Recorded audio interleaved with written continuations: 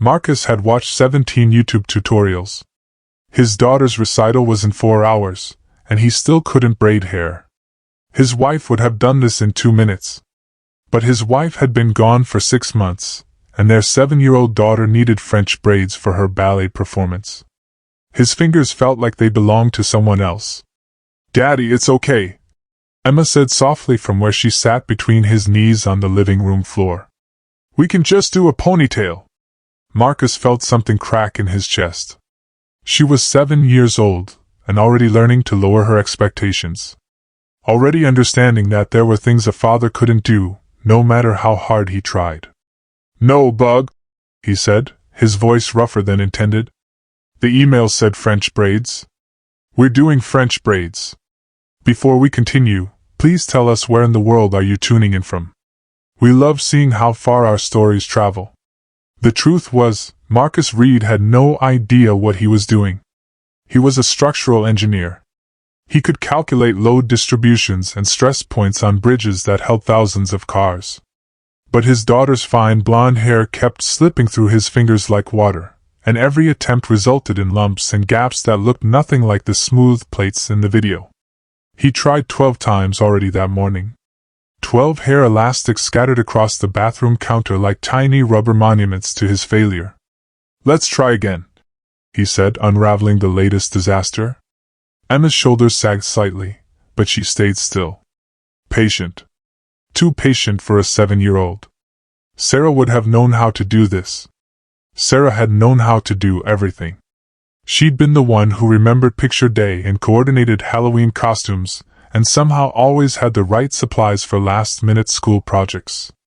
Marcus had been the fun parent, the one who built blanket forts and told silly stories at bedtime.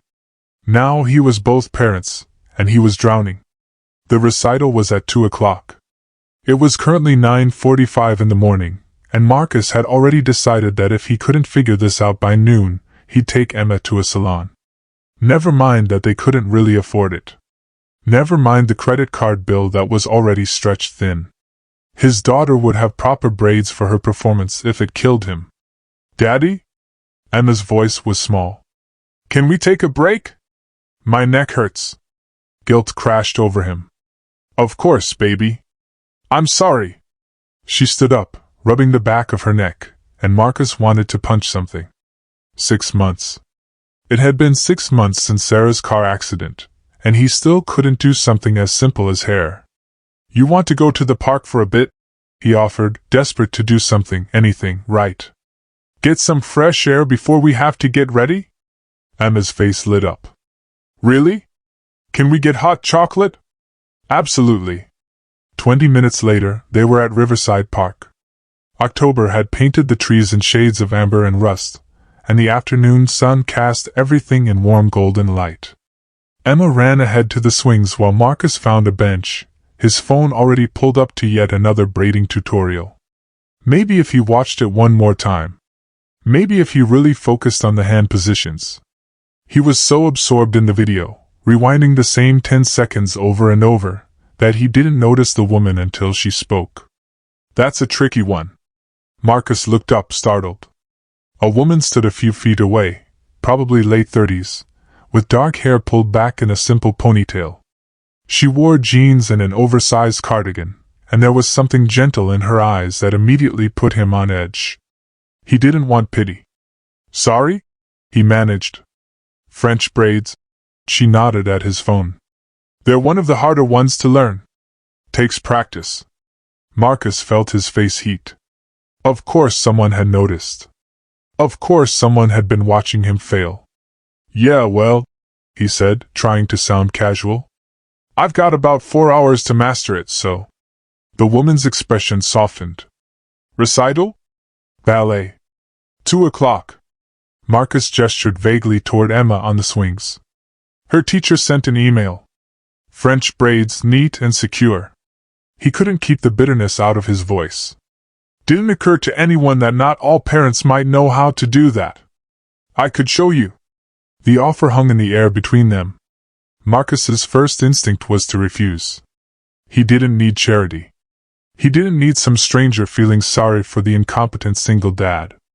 But then he looked at Emma, swinging with her messy ponytail, and thought about her sitting still for an hour while he fumbled through another dozen failed attempts. "I don't want to impose," he said carefully. "You're not." The woman moved closer, gestured to the bench. "May I?" Marcus nodded, and she sat down, maintaining a respectful distance. Up close, he could see the lines around her eyes, the careful way she held herself. "I'm Claire," she said. "Claire Morrison. Marcus Reed." "That's Emma." He paused. "I really am terrible at this. Everyone is at first." Claire's voice was matter-of-fact, not patronizing. "Hair takes practice. Most people learn gradually, you know. Ponytails, then braids, then the fancy stuff. You're trying to skip straight to advanced. I don't have time for gradually." "No, I suppose you don't." Claire was quiet for a moment. "Where's her mother, if you don't mind me asking?" Marcus felt the familiar tightness in his throat. "She died 6 months ago. Car accident." "I'm so sorry." There was something in Claire's voice. Not just sympathy, but understanding. Real, deep understanding. "You have kids?" Marcus asked. Claire's face did something complicated. Pain and love and loss all mixed together. "I had a daughter. Lily. She would have been 9 now." Would have been. Past tense. Marcus felt like he'd been punched. "I'm so sorry," he said, inadequate words that couldn't possibly touch the enormity of that loss. "Cancer," Claire said simply. 3 years ago. She fought for 18 months. She looked out at the playground, at Emma swinging higher and higher. "She loved ballet too. That's why I noticed you. The tutorial. I used to braid Lily's hair for every recital." They sat in silence for a moment, two strangers bound by grief. "So," Claire said finally, turning back to him with a small, determined smile. "Let me help. For Lily and for Emma, and for all the parents who are just trying their best."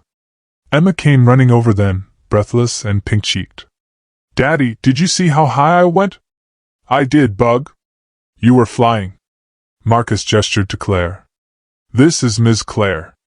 She's going to help us with your hair for the recital." Emma's eyes widened. "Really? You know how to do French braids?"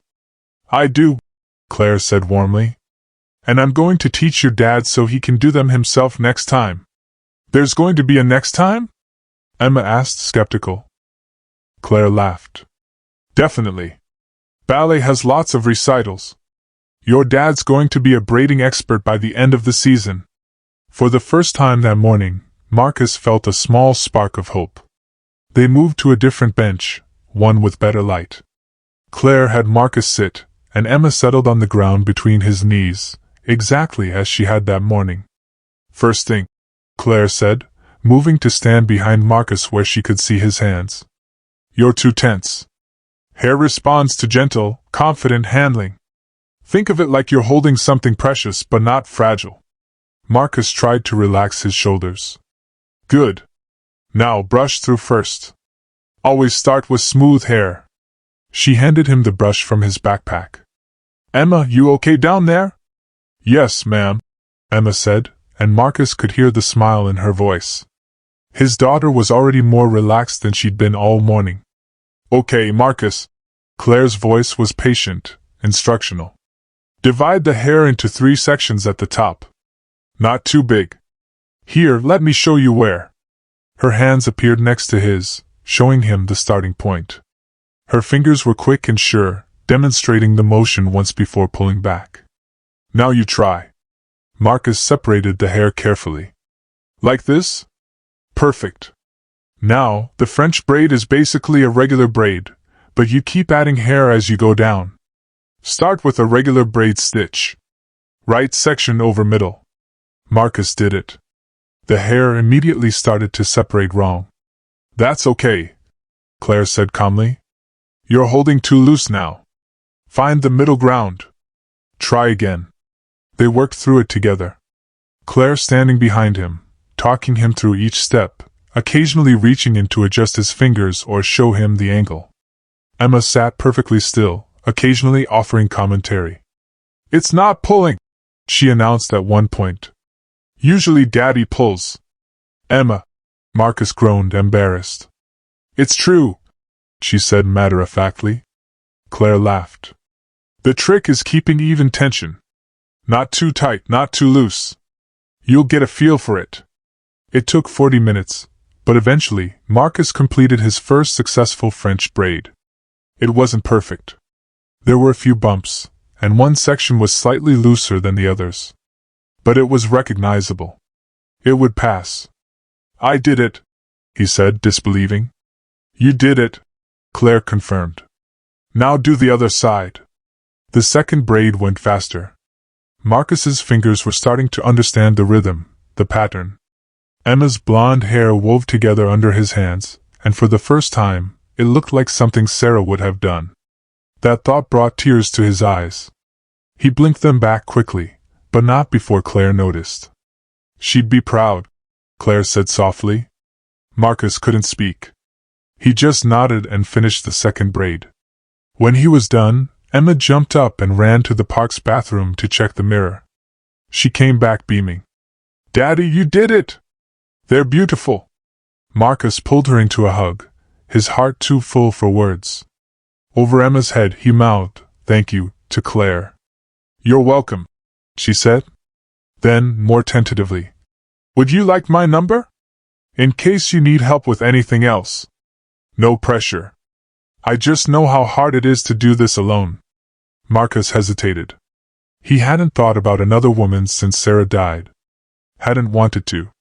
But Claire wasn't offering romance. She was offering friendship.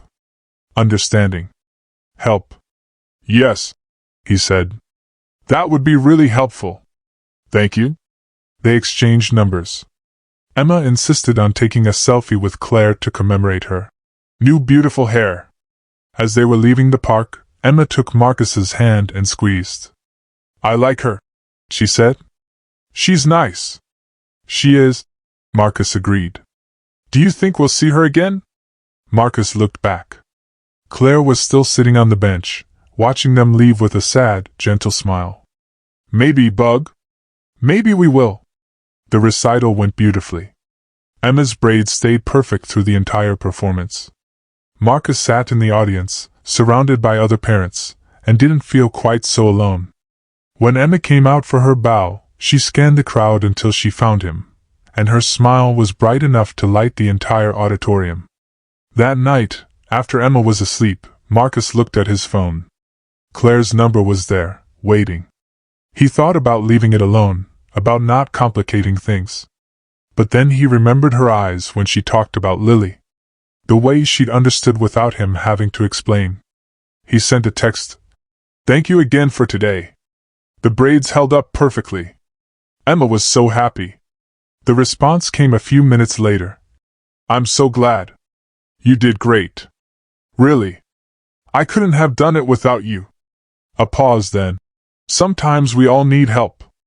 It's okay to accept it. Marcus stared at that message for a long time. 6 months of trying to do everything himself. 6 months of failing at things that Sarah had made look effortless. 6 months of refusing to ask for help because he was supposed to be able to handle this. I'm not good at accepting help, he typed. Neither was I. Had to learn. They texted for an hour. Nothing deep. Just small talk about parenting and life and the challenge of doing it alone. When Marcus finally said goodnight, he felt something he hadn't felt in months. Not quite happiness. Not yet. But maybe the possibility of happiness. Someday. 3 days later, Emma came home from school with a new announcement. Fall festival at school. Parent-child costume required. We should be something cool, Emma said, bouncing with excitement. Like superheroes. Or maybe animals. Marcus looked at the flyer with its cheerful autumn graphics, and felt the familiar sense of overwhelm. Sarah had always handled costumes. She'd had a whole Pinterest board. Without really thinking about it, he texted Claire. Help. School costume event. No idea where to start. Her response was immediate. When is it? 2 weeks. Okay, totally doable. What does Emma want to be? They ended up meeting at a craft store that weekend. Claire brought ideas and enthusiasm. Emma brought opinions and energy. Marcus brought his credit card and a growing sense of gratitude. What about a garden theme? Claire suggested, holding up green felt. Emma could be a flower, and Marcus, you could be the gardener. Or bees, Emma exclaimed. I could be a bee and Daddy could be a beekeeper. That's actually perfect, Marcus said, picturing it. I've got a hat that could work. They spent 2 hours in the store, gathering supplies, with Claire patiently explaining how they'd assemble everything. She made it seem simple. Fun even. At one point, while Emma was distracted by the ribbon selection, Claire said quietly, You're doing really well, you know. I'm barely keeping my head above water. That's still swimming. Her voice was gentle but firm. After Lily died, I couldn't get out of bed for 3 months. The fact that you're here, doing this, making sure Emma has these experiences? That's not barely. That's heroic. Marcus felt his throat tighten. It doesn't feel heroic. It feels like drowning with style. Claire laughed, a real laugh that made Emma look over and smile. Then you're drowning better than most people swim. Over the next 2 weeks, they worked on the costumes together. Claire came over twice to help assemble Emma's bee costume, complete with homemade wings and antennae. She showed Marcus how to use a glue gun without burning himself and where to find YouTube tutorials for everything else. But more than that, she just showed up. She sat at their kitchen table and listened to Emma chatter about school. She laughed at Marcus's terrible dad jokes.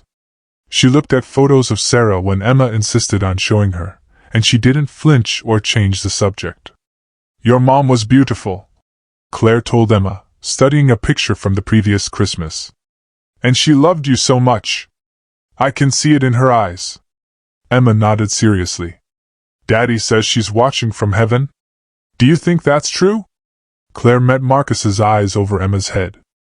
I think the people we love never really leave us. They live in our hearts, in our memories, in all the good things they taught us. Your mom is part of you, Emma. Always. It was the right answer. Emma seemed satisfied, comforted. Marcus made a mental note to thank Claire later. The fall festival was a huge success. Emma's bee costume won, most creative, in her grade level. Marcus felt ridiculous in his beekeeper outfit, but Emma was so proud that he stopped caring. As they walked through the festival, trying the various games and activities, Marcus noticed other parents noticing them. Single dad with daughter. Some looked sympathetic. A few looked judgmental. But Marcus realized he didn't care about that either. He was doing his best. And with Claire's help, his best was getting better. Mr. Reed! One of Emma's teachers approached, smiling. Your costumes are wonderful. And Emma, your hair looks lovely today. Those braids are perfect. Daddy did them, Emma announced proudly. The teacher's eyebrows rose. Really? Well, you've got skills. After she walked away, Emma tugged Marcus's hand. You're getting good at girl stuff, Daddy. Marcus laughed. I'm trying, bug. That night, after Emma was asleep, Marcus found himself calling Claire instead of texting. She answered on the second ring. Hey, he said. I just wanted to say thank you. For everything. The costume, the help, just showing up. You're welcome, Claire said warmly. How was the festival? Emma won a ribbon for her costume. She's over the moon. That's wonderful. They talked for over an hour. About nothing and everything. Marcus told her about his job, the stress of trying to work full-time while being a single parent. Claire talked about her work as a freelance graphic designer, how she'd gone freelance after Lily died because she couldn't handle a regular schedule anymore. Some days I still can't get out of bed, she admitted. 3 years later, and some days the grief just hits like it happened yesterday. 6 months in, and I still reach for my phone to text Sarah about something funny Emma did, Marcus said. Then I remember. It gets easier, Claire said softly. Not better exactly. But easier. You learn to carry it. How? By letting people help. By not trying to do it all alone. By accepting that some days you're going to fail, and that's okay too. Marcus was quiet for a moment. I'm really glad Emma needed those braids. Me too, Claire said. December arrived with its own challenges. Holiday season meant twice as many events: winter concert, holiday party, gift exchanges. Marcus felt the financial strain acutely. Sarah had always been the budgeter, the one who somehow made everything work. He was sitting at the kitchen table one evening, staring at bills and trying to figure out how to afford both the gifts Emma needed for her class exchange and the new coat she desperately needed, when his phone rang. Claire. Hey, he answered. What's up? I have a weird question, she said. My sister owns a boutique children's clothing store. They just did inventory and have a bunch of stuff they're discounting heavily for end of season. I thought of Emma. Would you be offended if I picked up a few things? Not as charity. As gifts. Early Christmas gifts. Marcus's pride warred with practicality. Claire, you've already done so much. I know. And I want to do this too. Please. It helps me, having someone to shop for again. Last few years I had no one to buy kids clothes for, and it hurt. This year I have Emma. Let me do this. Put that way, how could he refuse? Okay, he said. Thank you? Really? The few things turned out to be 2 full outfits, a winter coat, and 3 pairs of shoes, all in Emma's size. When Claire dropped them off, Emma was beside herself with excitement. Miss Claire, these are so pretty! She exclaimed, holding up a blue dress. I'm glad you like them, sweetie. After Emma went to try everything on, Marcus pulled Claire aside. I can pay you back. It might take a few months, but... Marcus, no. Claire's voice was firm. These are gifts. I mean it. You don't pay back gifts. But it's too much. It's not. And you know why? Because someday, when you're on your feet and someone else needs help, you'll pay it forward. That's how this works. Marcus felt tears prick his eyes. He was crying too much lately. I don't know how to thank you. You already did. You let me be part of Emma's life. You let me help. After Lily died, I felt useless. Like all the parenting knowledge I'd learned was just going to waste. You've given me a purpose again. So really, thank you. The winter concert was the following week. Emma had a solo, just 2 lines, but she'd been practicing for weeks. Marcus made sure to request time off from work. This was non-negotiable. The night of the concert, as he was braiding Emma's hair, French braids, perfect now after weeks of practice, his hands didn't shake. The braids went in smoothly, quickly. Emma smiled at him in the bathroom mirror. You're really good at this now, Daddy. I had a good teacher. Is Miss Claire coming tonight? She said she'd try. Marcus secured the second braid. But she might not make it. She has a work deadline. Emma nodded, trying to hide her disappointment. Over the past months, Claire had become a fixture in their lives. Not a replacement for Sarah. No one could replace her, but something new. A friend. A presence. Someone who cared. Marcus had been careful not to let Emma get too attached. Or maybe he'd been careful not to let himself get too attached. The line was blurry. At the concert, Marcus found a seat in the auditorium. Other families filled in around him, groups of parents and siblings and grandparents. He felt conspicuously alone. Then a hand touched his shoulder. Is this seat taken? Claire. She'd made it. You came, Marcus said, moving his coat so she could sit. Of course I came. Emma has a solo. I wouldn't miss it. They sat together, and when Emma's class came out, Claire spotted her immediately and waved. Emma's face lit up when she saw them both sitting together. The solo went perfectly. Emma's voice was clear and sweet, and she didn't miss a single word. Marcus felt pride swell in his chest so intensely it almost hurt. After the concert, Emma ran to them, still wearing her choir uniform. She hugged Marcus first, then Claire. You both came, she said. Did I do okay? You were perfect, Bug. Marcus said. You were amazing, Claire agreed. I recorded it. Want to see? They stood in the lobby, watching Claire's phone, Emma narrating her own performance. Other families moved around them, and for the first time, Marcus felt like they fit in. Like they were whole, even though a piece was missing. On the drive home, Emma was chattering about the concert, but then she got quiet. Marcus glanced in the rearview mirror. What's up, Bug? Daddy, is Ms. Claire your girlfriend? Marcus nearly drove off the road. What? No. Why would you think that? Because you're always texting her. And she comes over a lot. And she helped with my costume and came to my concert. That's what girlfriends do. Marcus pulled into their driveway and turned to face Emma. Ms. Claire is our friend. A very good friend. But not a girlfriend. But could she be? Someday? Marcus's heart clenched. Bug, I loved your mom. I still love your mom. That doesn't just go away. I know. Emma's voice was small. But Ms. Claire is nice. And she makes you smile. You don't smile as much as you used to. Marcus got out of the car and opened Emma's door, lifting her down. Come here. He knelt in front of her, holding her small hands. I know things have been hard. I know I've been sad. But I'm trying, okay? Every day I'm trying to be better for you. You're already the best daddy, Emma said, throwing her arms around his neck. I just want you to be happy. That night, after Emma was asleep, Marcus sat in his bedroom, looking at the photo on his nightstand. Sarah, smiling, holding newborn Emma. He traced the frame with one finger. I don't know what I'm doing, he whispered to the photo.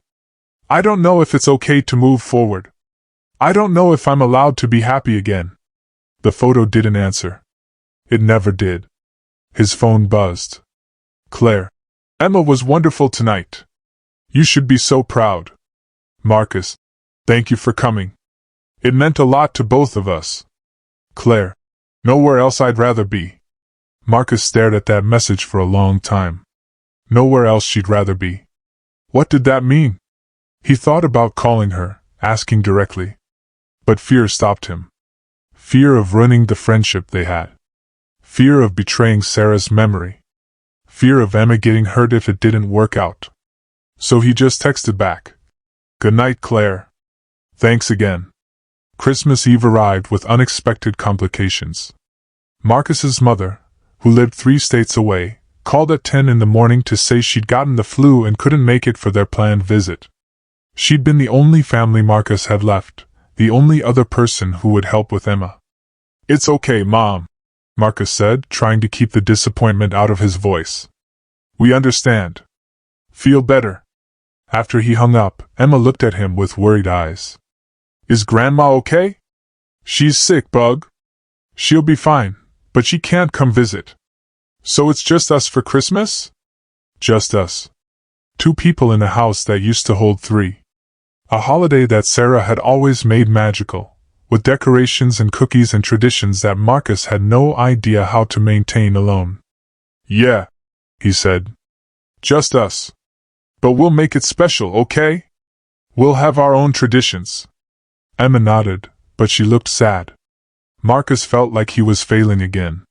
He was trying to figure out what to do for Christmas dinner. He couldn't cook a turkey, didn't even know where to start, when his phone rang. Claire. Hey, he answered.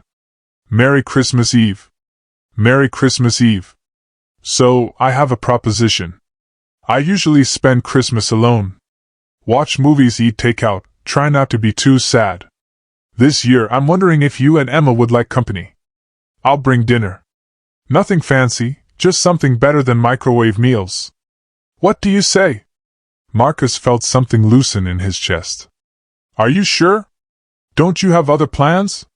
Marcus, I literally just told you my plan is to be alone. So yes, I'm sure. Unless you'd rather not. No, Marcus interrupted. We'd love that. Really? Thank you. Christmas Day with Claire turned into something Marcus hadn't expected.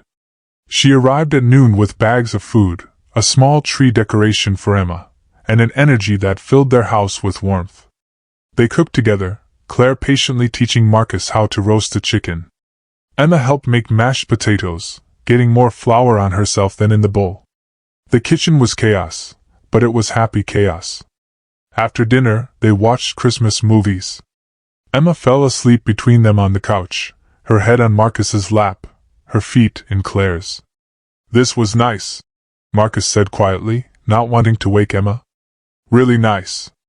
Thank you. Thank you for letting me be here."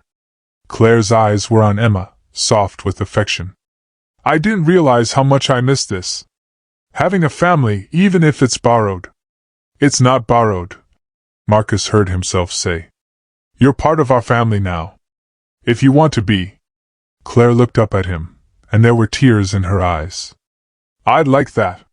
Something passed between them then. Not quite spoken, but understood. They were building something together. Not a replacement for what they'd lost, but something new. New Year's came and went.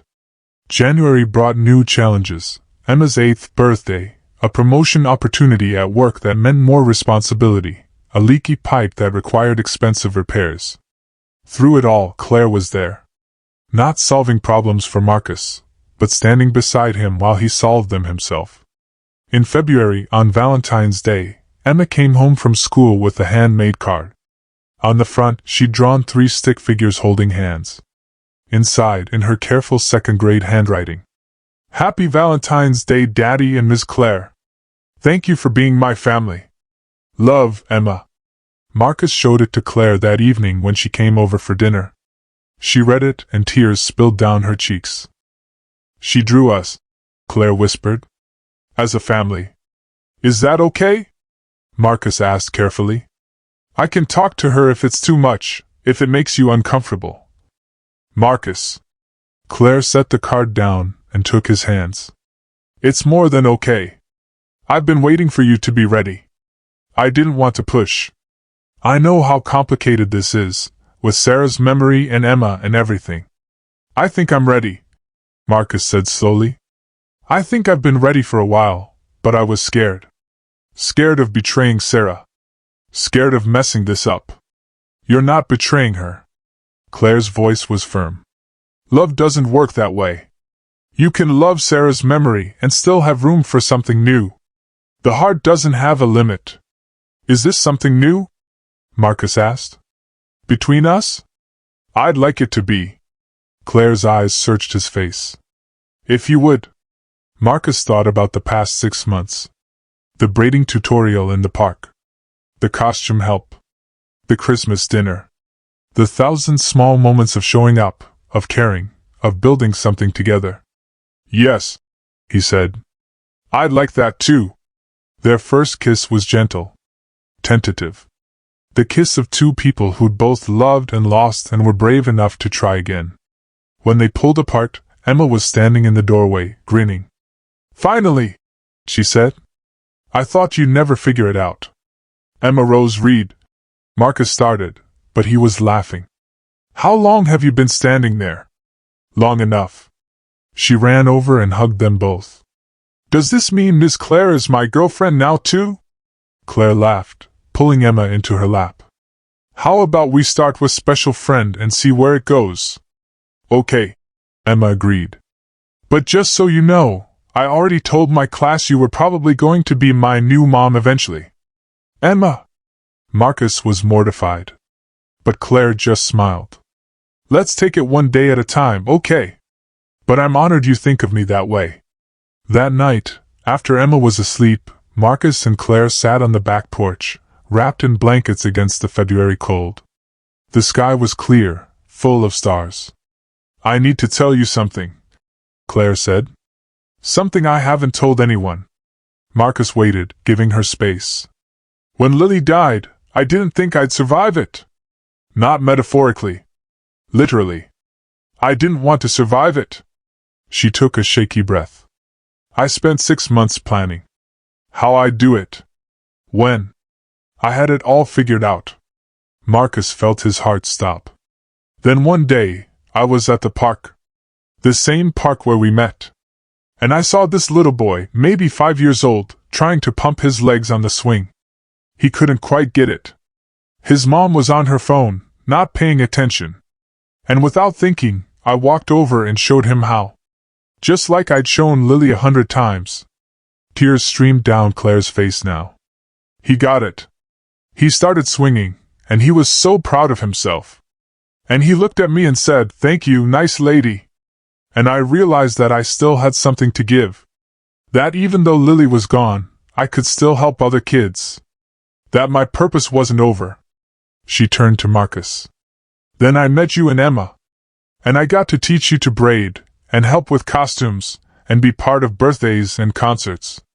You gave me back my purpose. You saved my life, Marcus. Both of you. Marcus pulled her close, his own tears falling. You saved ours too. I was drowning, Claire. Pretending I was fine, but drowning.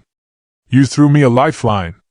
They held each other under the stars, two broken people who'd found each other at exactly the right time. Spring arrived with its promise of renewal. Marcus planted a garden in the backyard with Emma's help. Claire came over most weekends, and slowly, her things started appearing in their house. A toothbrush in the bathroom. A favorite mug in the kitchen. A jacket on the coat rack. In May, on the anniversary of Sarah's death, Marcus and Emma visited her grave. Marcus brought flowers. Emma brought a drawing she'd made at school. "Hi, Mommy," Emma said, kneeling by the headstone. "I miss you. Daddy misses you too. But we're okay.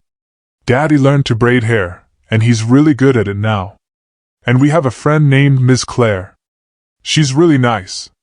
I think you'd like her." Emma set her drawing against the stone. It showed 4 figures: Emma, Marcus, Sarah with angel wings, and Claire. They were all holding hands. "You're still part of our family," Emma continued. "But our family got bigger. Is that okay?" Marcus knelt beside his daughter, his hand on her shoulder. He looked at Sarah's name carved in granite and felt the familiar ache. But alongside the grief, there was something else now. Gratitude. Hope. Permission to move forward. "I'll always love you," he whispered. "Thank you for Emma. Thank you for 7 wonderful years. I promise I'll take care of her. I promise I'll teach her about you. And I promise to be happy again, if I can. I think that's what you want." Emma took his hand. "Can we go home now, Daddy? Miss Claire is making pancakes." "Yeah, Bug. Let's go home." 1 year after the park bench braiding tutorial, Marcus proposed. Not at a fancy restaurant, or with an elaborate plan. Just at home, on a regular Tuesday evening, while they were doing dishes together. Emma was at the table doing homework. The kitchen was warm and lived in and full. "Marry me," Marcus said, handing Claire a plate to dry. Claire stopped mid-wipe. "What?" "Marry me," he repeated. "Not because we need to. Not because of Emma. But because I love you. Because you fit into our life like you were always supposed to be here. Because I want to build a future with you." "Yes," Claire said, dropping the dish towel. "Yes, absolutely yes." Emma looked up from her homework. "Finally! I told Ashley this would happen before 3rd grade ended, and there's only 2 weeks left. I almost lost the bet." "You bet on us?" Marcus asked, laughing. "Obviously," Emma said. "You're so obvious it's embarrassing."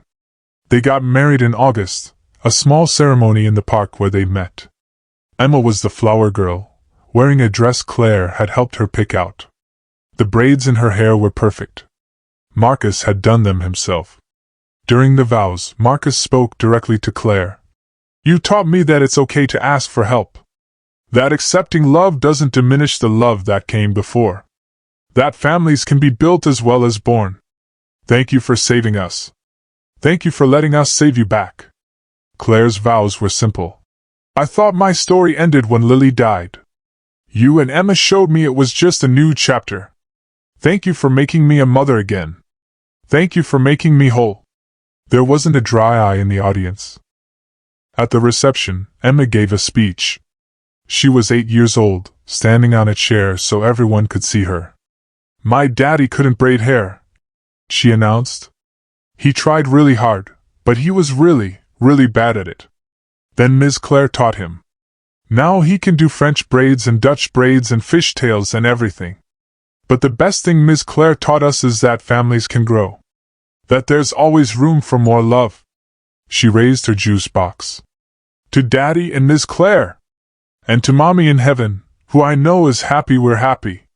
Marcus looked at his daughter, then at Claire, then at all the people gathered to celebrate this improbable, beautiful family they'd built.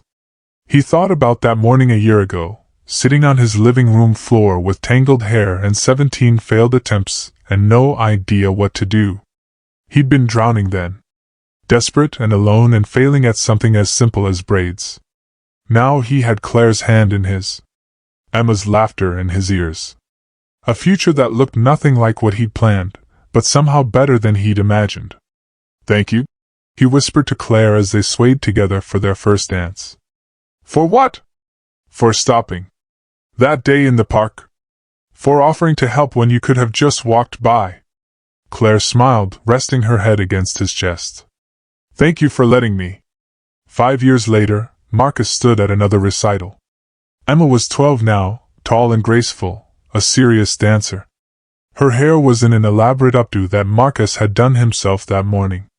Beside him, Claire held the hand of their 3-year-old son, Oliver, who was trying very hard to sit still and watch his big sister. "Daddy, is Emma done yet?" Oliver whispered loudly. "Almost, buddy. Watch." Emma's solo was beautiful. When she finished and took her bow, she scanned the audience until she found them. All of them. Her family. After the show, Emma ran up to them, still in her costume. "How were my braids?" Marcus asked, checking to make sure they'd held up. "Perfect," Emma said. "You've gotten really good, Dad. I had a good teacher." Marcus pulled Claire close with his free arm, Oliver between them. "The best," Claire agreed. That evening, back at home, they had their tradition. Ice cream sundaes and a viewing of the recital video.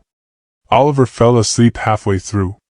Emma narrated every moment, critiquing her own performance.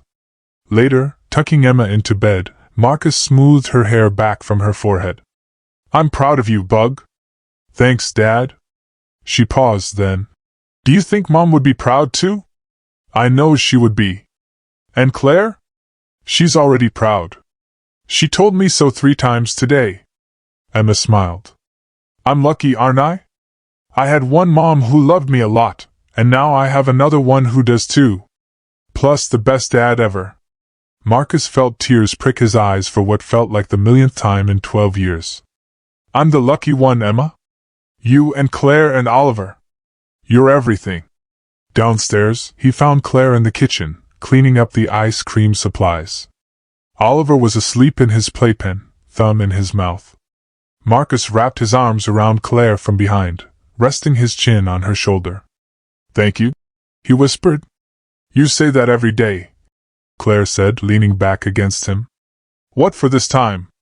"For that day in the park. For teaching me to braid. For giving me permission to be happy again. For Oliver. For being Emma's mom. For being my wife. For everything." Claire turned in his arms, cupping his face. "You know what I learned from you?" "What?"